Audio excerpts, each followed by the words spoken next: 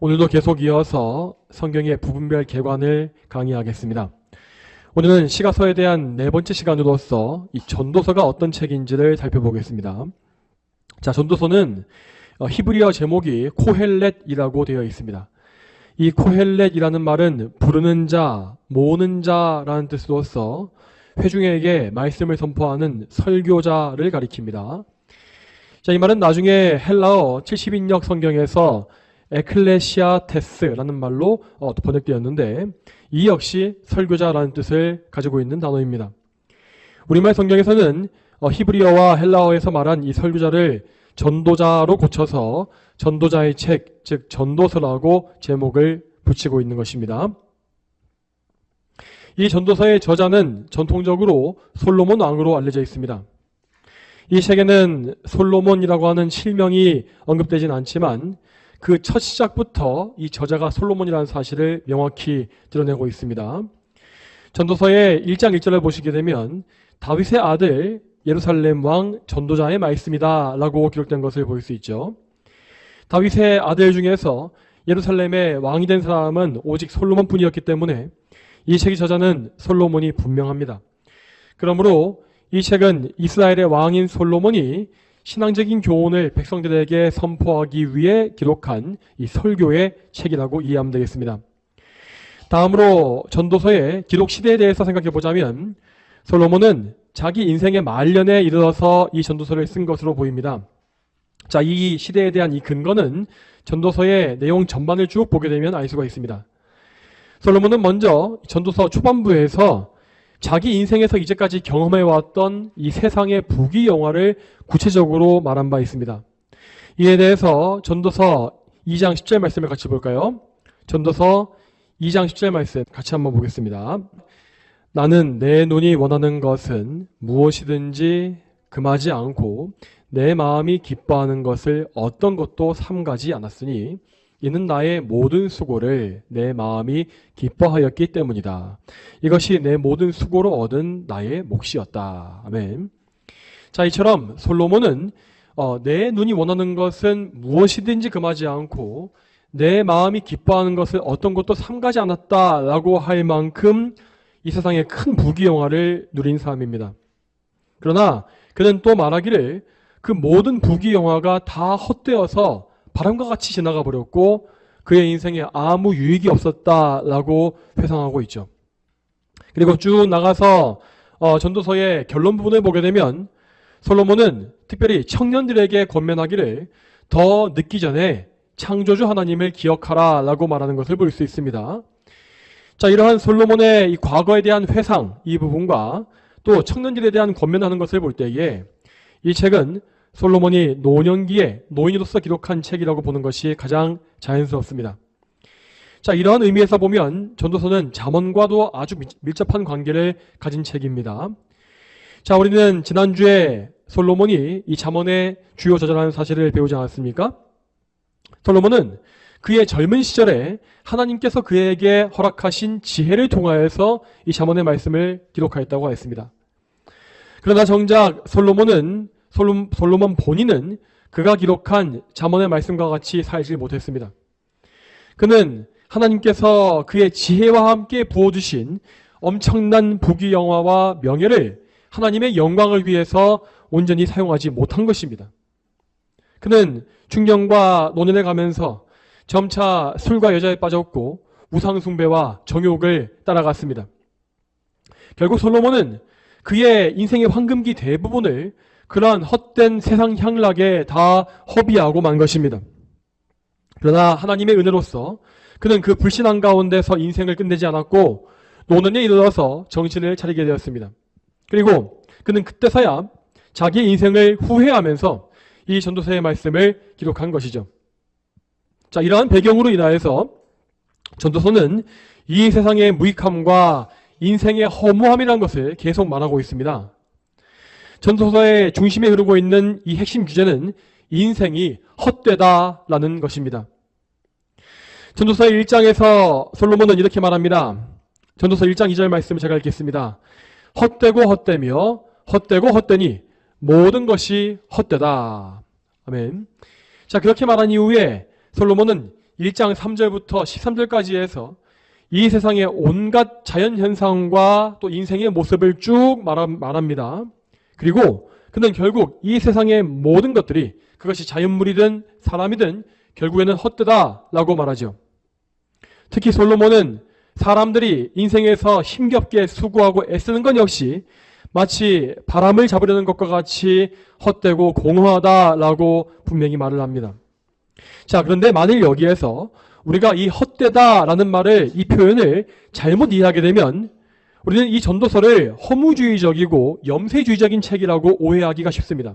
그러나 전도서가 말하고 있는 이 헛됨이라고 하는 것은 결코 인생 자체를 무가치하게 여기는 잘못된 그런 철학이 아닙니다. 여러분, 실제로 근대 철학의 역사를 보게 되면 이 허무주의에 빠진 철학자가 많이 있었던 것을 볼 수 있습니다. 그 철학자들은 이 세상에 세워져 있었던 전통적인 질서와 전통적인 도덕과 지식체계 등을 다 부정해버리면서 인간이 추구하고 있는 가치가 모두 허무할 뿐이라고 주장을 했습니다. 자, 그런데 이러한 허무주의가 나타나게 된 배경에는 결국 올바른 기독교와 신앙의 붕괴가 있었습니다. 서구 유럽의 사람들은 점점 더 성경에 기록된 대로 하나님을 믿지 않게 되었고, 인간의 이성, 인간의 판단력과 지식을 통해서 신을 탐구할 수 있다고 생각하고 또 시도하기 시작했습니다. 하지만 타락한 죄인은 절대로 자기의 이성을 가지고서는 하나님을 탐구하거나 알 수가 없죠. 그렇기 때문에 그들은 결국 하나님을 알지 못하게 됨으로 말미암아 하나님을 알 수 없다고 하는 불가지론에 빠지게 되었고, 결과적으로 인생의 목적 자체를 상실하게 된 것입니다. 자, 왜 그렇습니까? 왜냐하면 사람의 목적은 결국 하나님께 있기 때문입니다.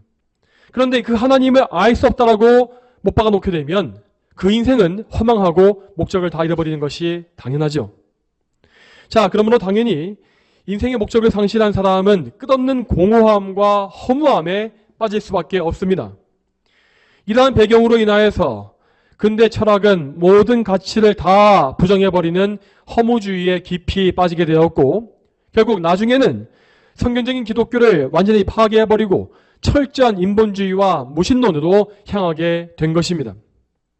자, 여러분, 그렇지만 이 성경의 전도서에서 말씀하고 있는 이 헛되다라고 하는 것은 이러한 죄인들이 말하고 있는 허무주의와는 다른 것입니다. 전도서는 하나님을 떠난 인생이 헛되다라고 말하는 것이며, 사람의 참된 본분과 존재의 목적이 오직 하나님께 있다고 선포합니다. 당연히 그 본분을 따르고 자기 존재의 목적을 하나님께 두고 있는 사람은 결코 허무하지 않은 것이죠. 그러므로 전도서에서 말하고 있는 이런 짙은 허무함과 염세주의는 성도가 아니라 죄인들의 허망함을 있는 그대로 다 보여주기 위한 표현 방법인 것입니다. 자, 그러면 전도서는 구체적으로 어떤 것들을 헛되다라고 지적하고 있겠습니까? 솔로몬은 헛되다라고 하는 이 표현을 크게 세 가지의 의미로 나눠서 사용합니다. 첫 번째로 그는 이 사람의 인생의 유한함을 표현하기 위해서 헛되다라는 표현을 씁니다. 자, 여러분, 사람들은 이 자기의 인생을 무척 대단하게 여깁니다. 그러나 성경은 말씀하기를 사람은 잠깐 보이다가 사라지는 안개와 같다라고 말을 합니다. 하나님께서 보시기에 우리는 그저 잠깐 살다가 시들고 마는 들풀과 같습니다. 그러므로 우리는 우리의 일시적인 인생에 가치를 두지 말고 오직 영원하신 하나님과 그분의 뜻에 우리의 목적과 소망을 두어야 하는 것입니다. 다음 두 번째로 솔로몬은 타락한 이 세상과 타락한 죄인의 상태를 표현할 때에도 헛되다라는 말을 사용합니다. 아담이 최초의 죄를 범한 이후로 이 세상은 인간의 죄 때문에 모두 함께 저주를 받게 되었습니다. 원래 이 세상은 하나님이 지으신 아름다운 장소였지만 이제는 죄 때문에 저주를 받은 죽음의 땅이 되고 만 것입니다. 물론 여전히 이 세상에는 창조주 하나님의 아름다운 성품이 드러나 있고 인간에게 역시 하나님의 형상이 일부 남아 있습니다. 그러나 이 세상에는 모든 피조물의 죽음이 계속 이어지고 있고 또한 인간의 죽음과 또한 인간의 죄와 악 역시 넘쳐나고 있습니다. 그래서 성경은 선포하기를 하나님께서 반드시 이 타락한 세상을 불로 태워 없애실 것이라고 말하는 것입니다.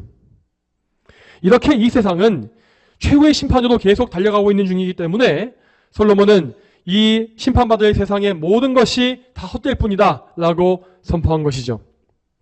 자, 그리고 다음 세 번째로 솔로몬은 인간이 다 이해할 수 없는 어려운 난제에 대해서도 헛되다라는 표현을 쓰고 있습니다.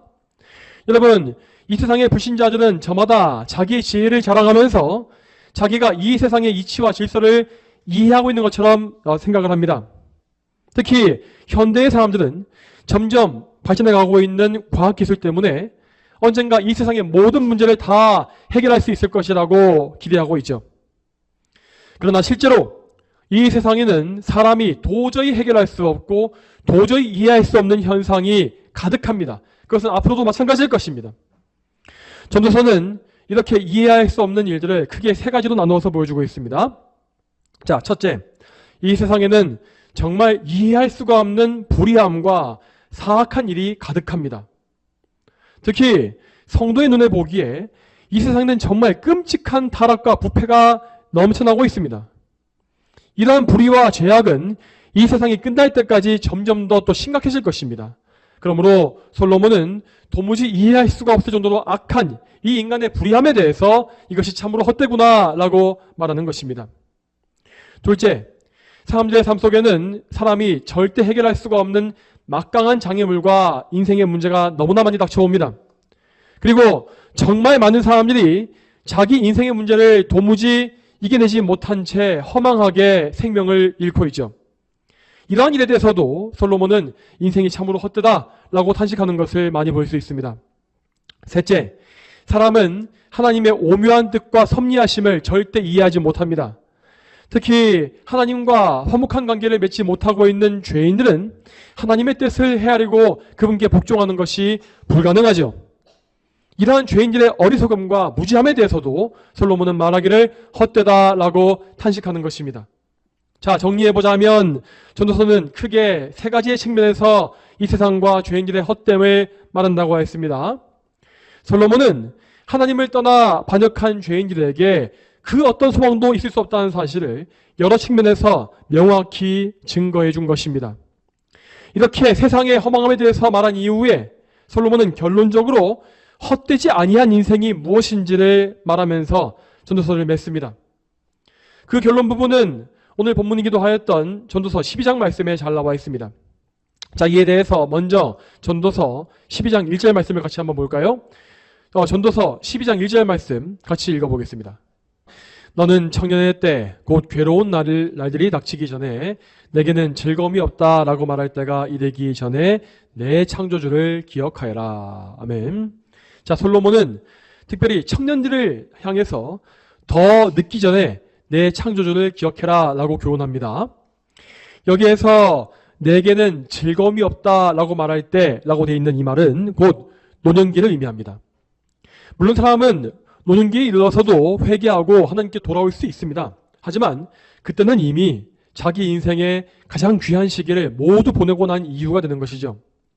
그렇기 때문에 사람은 조금이라도 빨리 자신의 창조주를 기억해야 하고 자기 인생의 목적이 창조주 하나님의 영광에 있다는 사실을 알아야 하는 것입니다. 이러한 인생의 목적에 대해서 전도서의 마지막 결론 부분을 보겠습니다. 이 강의의 본문인 전도서 12장 13절과 14절 말씀 다시 한번 읽어보겠습니다. 전도서 12장 13절과 14절 말씀 다시 한번 읽어봅니다. 자, 읽겠습니다. 시작. 내가 들은 모든 것의 결론은 이러하다. 너는 하나님을 경외하고 그분의 명령을 지켜라. 이것이 사람의 본분이다. 이는 하나님께서 모든 행위와 모든 은밀한 것들을 선이든 악이든 심판하실 것이기 때문이다. 아멘. 자, 우리가 창조주신 하나님을 기억한다면 우리 삶의 방향과 목적이 반드시 바뀌어야 합니다. 우리가 창조된 목적과 또 구원받은 목적은 궁극적으로 하나님의 영광입니다. 하나님께 영광을 돌리기 위해서 우리는 반드시 죄의 문제를 해결받아야 하고 또한 하나님 앞에 의롭게 되어서 그분과 화목한 관계를 맺어야 합니다. 그리고 그 인격적인 관계 속에서 우리는 하나님을 경외하면서 그분의 명령을 자발적으로 지켜나가야 하는 것입니다. 이것이 바로 인생의 목적이며 사람의 본분입니다. 그리고 최후로 솔로몬은 말하기를 이는 하나님께서 모든 행위와 모든 은밀한 것들을 선이든 악이든 심판하실 것이기 때문이다 라고 하였습니다. 여러분, 이 말씀과 같이 죄인들은 하나님께서 심판주이심을 기억해야 하고 그분의 공의로운 심판이 임할 것을 두려워해야 합니다. 하나님은 당신의 계명을 기준으로 삼으셔서 모든 사람의 행위를 심판하실 것입니다. 이러한 심판의 엄중함과 두려움은 죄인들을 하나님께로 돌이키는 그 일에 아주 중요한 역할을 합니다. 하나님의 심판을 인식함으로써 죄인들은 자기의 죄인됨을 알고 죄 사함을 간구하게 되는 것입니다. 이렇게 함으로써 하나님 앞에 겸비해진 죄인들은 구원자이신 예수 그리스도께로 달려가게 되는 것이죠. 자, 그리고 이렇게 예수 그리스도를 믿은 이후에 우리는 완전히 새로운 삶의 동기를 가지게 되어 있습니다.